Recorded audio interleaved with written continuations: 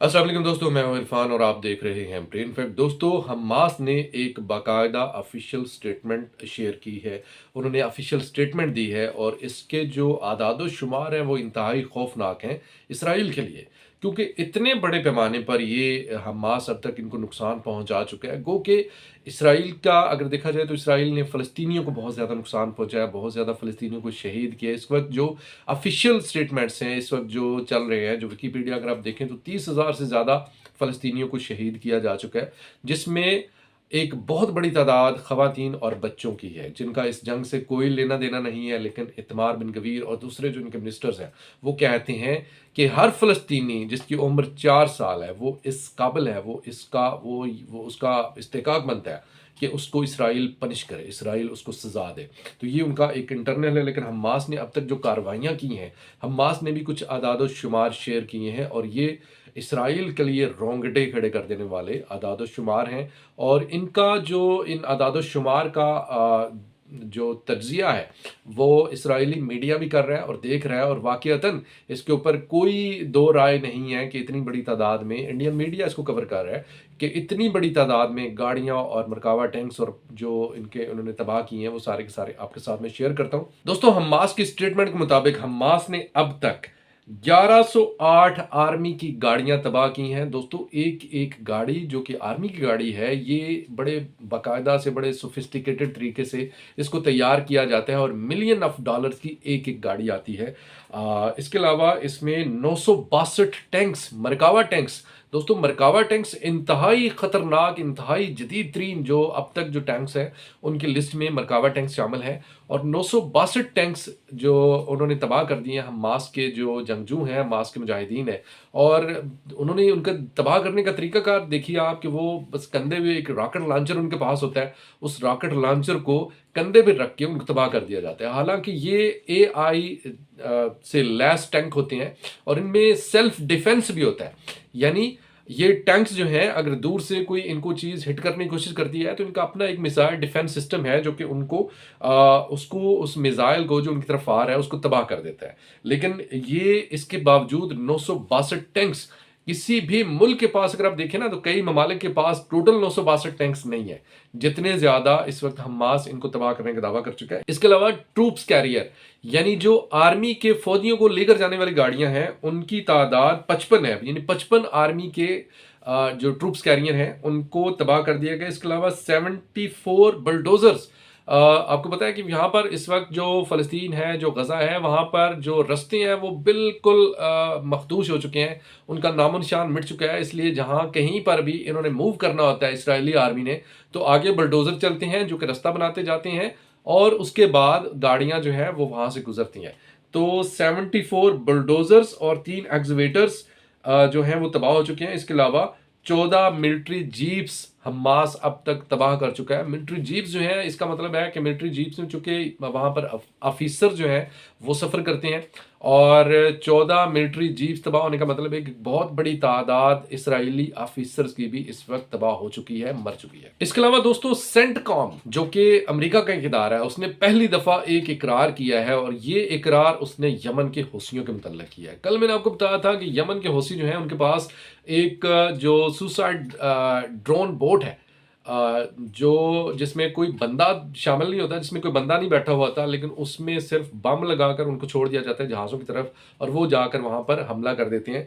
इसके अलावा सेंटकॉम ने पहली दफ़ा ये इकरार किया है कि अंडर वाटर ड्रोन, यमन के हौसियों के पास अंडर वाटर ड्रोन्स भी हैं। ये सेंटकॉम की रिपोर्ट है, ये यमन के हौसियों की या किसी और की रिपोर्ट नहीं है, ये सेंटकॉम की रिपोर्ट है। और इसका मतलब है कि यमन के हौसी जो अब तक अपने जो हथियार हैं, वो जैसे जैसे रिवील करते जाते हैं, तो एक से एक खतरनाक हथियार जो है वो सामने आता जा रहा है। जो अंडर वाटर ड्रोन्स है, ये बहुत ही खतरनाक है। अंडर वाटर ड्रोन्स को डिटेक्ट करना, फिर उसको अटैक करना, इसकी शायद कैपेबिलिटी इन जहाज़ों के पास ना हो। दैट्स वाई कि ये इस वक्त इंतहाई इसी वजह से ये इतने बड़े पैमाने पर, मतलब यमन के हौसियों के ऊपर हमला नहीं किया जाता, उनको भरपूर हमला नहीं किया जाता, सिर्फ और सिर्फ एयर स्ट्राइक जो है इस वक्त की जा रही हैं। जबकि दूसरे जहाज़ जो हैं वो बेशक उनके वारशिप्स हैं, या जिस तरह जो यूएसएस लेबोन है, वो यमन के हौसियों को उस तरह से निशाना नहीं बना पा रहा। और इस वक्त आपको बता दूं कि जो इसराइली मीडिया है, जो हेब्रियो मीडिया है, उसकी खबरें कुछ अच्छी नहीं है, इसराइल के लिए बिल्कुल भी अच्छी नहीं है। और उन्होंने इकरार किया है, उन्होंने बाकायदा इसका ऐलान किया है कि हिजबुल्लाह के हमले उन्होंने इतने बड़े पैमाने पर तबाही मचाई है। कोई एक शहर नहीं है कि एक आधे शहर पर इस वक्त वो हमला कर रहे हैं। वो जो भी कभी किसी शहर पर, कभी सफ़द पर हमला कर रहे हैं, कभी वो किसी और शहर पर, किरियात शमूना खासकर बहुत बुरे तरीके से निशाना बन रहा है, चूंकि वो नज़दीक है ज़रा बॉर्डर के, तो इसलिए किरियात शमूना। इसके अलावा कोई भी शहर जो है वो जो उनके निशाने पर आ रहा है उसको नहीं छोड़ रहे। और इस वक्त हेब्रियो मीडिया ये कह रहा है कि 1,20,000 इसराइली बिजली के बगैर रह रहे हैं। यानी इतने बड़े पैमाने पर नुकसान पहुंचाया गया कि ना सिर्फ ये कि बैकअप वहां पर इस वक्त नहीं है, बल्कि जो इलेक्ट्रिसिटी है उसका निज़ाम मुकम्मल तौर पर दरहम बरम हो गया है। इसके अलावा आपको बता दें कि इस वक्त जो हिजबुल्लाह है उसके हमले सफ़द शहर पर, सफ़द एक टूरिस्ट साइट है, वहाँ पर काफ़ी बड़ी तादाद में टूरिस्ट आते हैं। तो सफ़द में इस वक्त क्या हो रहा है, सफ़द में जो वहाँ के शराब खाने हैं जहाँ पर यहूदी और दूसरे जो टूरिस्ट हैं वहाँ पर आकर शराब से इंजॉय करते हैं, तो इस वक्त शराब खाने मुकम्मल तौर पर वीरान पड़े हैं। सफ़द में टूरिस्ट नाम की कोई चीज़ नहीं है। टूरिस्ट तो छोड़े, बल्कि वहाँ के जो लोग हैं वो नहीं निकल रहे वहाँ पर, क्योंकि इस वक्त कोई पता नहीं होता कि कब हिजबुल्लाह एक्टिव हो जाए, कब हिजबुल्लाह उनको निशाना बनाना शुरू कर दे। अब जो सायरन की आवाज़ें हैं वो वहाँ की रूटीन, वहाँ की लाइफ का एक हिस्सा बन चुकी हैं। और इस वक्त वहाँ पर ख़ासकर तेल अबीब में अगर देखा जाए तो तेल अबीब में बड़े पैमाने पर मुजाहरे शुरू हो चुके हैं। और ये पहले भी होते रहे, लेकिन इस दफ़ा इन मुजाहरों में बहुत शिद्दत है, ये इसमें वायलेंस बहुत ज़्यादा हो रही है। इसमें जो यरगमाली की फैमिलीज़ हैं, जो यरगमाली जो हमास उठाकर ले गया था यहाँ से, उनकी जो फैमिलीज़ हैं वो दोस्तों इस वक्त बहुत ज़्यादा परेशानी का भी शिकार हैं और बहुत ज़्यादा उनको गुस्सा भी है।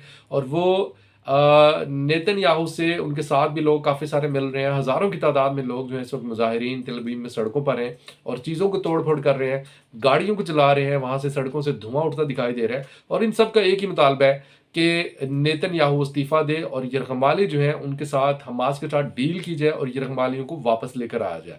क्योंकि दोस्तों 130 के करीब यरगमाली हैं जो कि इस वक्त हमास के पास है। और हिजबुल्लाह के अगर कार्रवाइयों का अगर तसलसल देखा जाए तो हिजबुल्लाह ने कल के दिन में 30 मिनट में 5 ऑपरेशन किए हैं। 30 मिनट में, जस्ट 30 मिनट में 5 बड़े हमले किए हैं हिजबुल्लाह ने इसराइल पर। और इसमें एंटी टैंक मिज़ाइल जो है वो इस्तेमाल किए जाते हैं। एंटी टैंक मिज़ाइल जो है वो बहुत ही ख़तरनाक है। आप अंदाज़ा करें कि एंटी टैंक मिज़ाइल जो है, जो कि एक टैंक को तबाह करने के लिए काफ़ी होते हैं, वो अगर आम बिल्डिंग्स पर, आम रहायशियों की बिल्डिंग पर या आम जो बैरक्स हैं उनके ऊपर अगर मतलब उनका निशाना बनते हैं तो उनका क्या हशर होता होगा और कितने बड़े पैमाने पर तबाही मचती होगी। और ऐसे वक्त में जब आईसीजे में ये केस चल रहा है, इस वक्त अमेरिकन एम्बेसडर जो है वो इसराइल के सामने एक और तजवीज़ रखते हैं, वो भी आपको बताते हैं। अमेरिकन जो एम्बेसडर हैं उनका नाम है जैक लियो।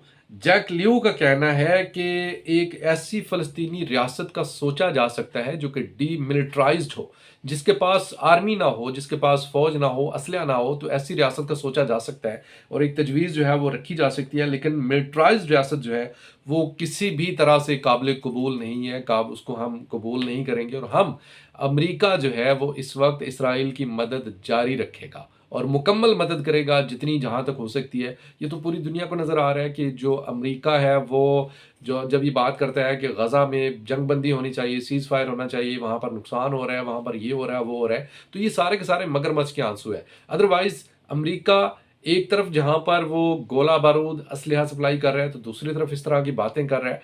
तो वंस अगेन एक बात जो है वो याद आती है कि अगर ये अमेरिका वाक़ईतन ऐसा चाहता है तो उसको, अमेरिका को, जैसा कि 2006 में उसने किया था, 2006 में उसने लबनान इसराइल जंग के दौरान उसने असलहा देना बंद कर दिया था और कुछ ही दिनों में ये जंग खात्मा हो गया था, ये जंग बंदी हो गई थी। पर दोस्तों इस वक्त एक और जो खबर आ रही है सामने, चूंकि हिजबुल्लाह के अटैक्स जो हैं वो भी जा रही हैं और साथ ही साथ जो इस्लामिक रेजिस्टेंस इराक है, जो हौसी हैं, वो भी कार्रवाइयाँ कर रहे हैं।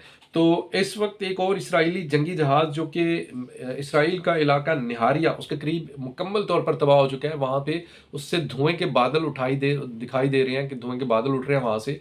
और ये अब ज़्यादा जो, क्योंकि यहाँ पर हिजबुल्लाह जो है आमतौर पर इस तरह की जो कार्रवाइयाँ हैं उनमें ज़्यादातर इस्लामिक रेजिस्टेंस इराक इस तरह की कार्रवाइयाँ करती है, लेकिन अभी तक किसी ग्रुप ने इसकी ज़िम्मेदारी कबूल नहीं की कि इसको किसने तबाह किया है, इसको किसने अटैक किया है। लेकिन जो इसराइली मीडिया है, जो इसराइल बता रहा है, वो ये बता रहा है कि इसराइल जो है, ये जो जंगी वैसल है, ये टेक्निकल ख़राबी का शिकार हुई है।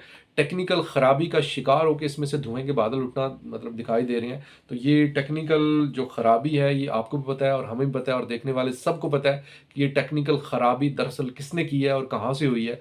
लेकिन इसराइल बावजूद वो इस चीज़ को मानने को तैयार नहीं है। वो अपनी आयरन डोम को के ऊपर बहुत ज़्यादा भरोसा करता है और आयरन डोम जो है, वो चूँकि इस वक़्त मुकम्मल तौर पर डिसीव हो चुकी है, मुकम्मल तौर पर नाकारा हो चुकी है, लिहाज़ा इसमें जो ज़्यादा क़यास है वो यही किया जा रहा है कि इस्लामिक रेज़िस्टेंस इराक ने इसको निशाना बनाया होगा।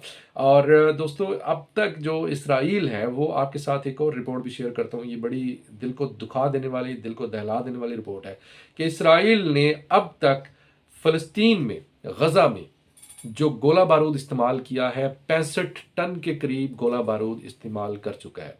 65 टन का अगर मतलब समझना चाहें तो मैं आपको उसको ज़रा आसान करके बता देता हूँ। 65 टन का मतलब है कि हर फ़लस्तीनी की जो वहाँ पर गज़ा स्ट्रिप में रह रहे हैं, उनकी तादाद 23 लाख के करीब है, 2.3 मिलियन है। इसका मतलब है कि हर फ़लस्तीनी को 28 किलोग्राम गोला बारूद उसके हिस्से में आया। यानी हर फ़लस्तीनी के ऊपर इन्होंने 28 किलोग्राम गोला बारूद इस्तेमाल किया है। ये इस वक्त एक दिल को दहला देने वाली ख़तरनाक तरीन रिपोर्ट है और आलमी मीडिया ये चीज़ें नहीं बता रहा। इसके ऊपर कोई नोटिस नहीं हो रहे। इसके ऊपर यूनाइटेड नेशन सिक्योरिटी काउंसिल बिल्कुल सोई पड़ी है, यूनाइटेड नेशन सोई पड़ी है। एंटोनियो ग्यूटरस, जो कि यूनाइटेड नेशन के जनरल सेक्रेटरी हैं, वो कभी कभी बयान देते हैं, लेकिन उनके बयानात में भी इस तरह की कोई चीज़ नहीं होती जिससे कोई तशवीश का इजहार होता हो या कुछ इस तरह की चीज़ें हो। आगे रमज़ान मुबारक आ रहा है, रमज़ान मुबारक में अब देखते हैं, क्योंकि उन्होंने वाज़ेह तौर पर कह दिया कि यरूशलेम में दाखिल होने पर पाबंदी लगाई जाए। तमाम मुसलमान कोई भी यरूशलेम में दाखिल नहीं हो सकता। अगर 2023 रमज़ान की बात की जाए तो उसमें भी बहुत बड़े पैमाने पर वहाँ पर जुल्म सितम हुआ था। नमाज़ पढ़ते हुए नमाजियों को वहाँ से उठा उठा कर फेंका गया था, उनको गोलियाँ मारी गई थी। तो ये 7 अक्टूबर तो बाद की बात है, 7 अक्टूबर तो बहुत बाद में हुआ। लेकिन ये जो वाक़यात हैं रमज़ान के अंदर, रमज़ान के महीने में इस तरह के वाक़यात वहाँ का मामूल है। इसके अलावा वहाँ पे फ़लस्तीनियों को जिस तरीके से निशाना बनाया जा रहा है, जिस तरीके से उनको कत्लेआम किया जा रहा है, आलमी मीडिया उस पर खामोश है और ये खामोशी मुजरिमाना है। दोस्तों, जो ही आईसीजे से जो भी रिपोर्ट्स आती हैं, वहाँ पे जो मुकम्मल रिपोर्ट्स हैं वो आपके साथ शेयर की जाएंगी। अब तक के लिए इतना ही। कमेंट सेक्शन में राय का इज़हार ज़रूर कीजिएगा। वीडियो अच्छी लगे तो वीडियो को ज़्यादा से ज़्यादा शेयर करें, हमारे फेसबुक पेज को लाइक करें और हमारे यूट्यूब चैनल को सब्सक्राइब करें। खुदा हाफिज़।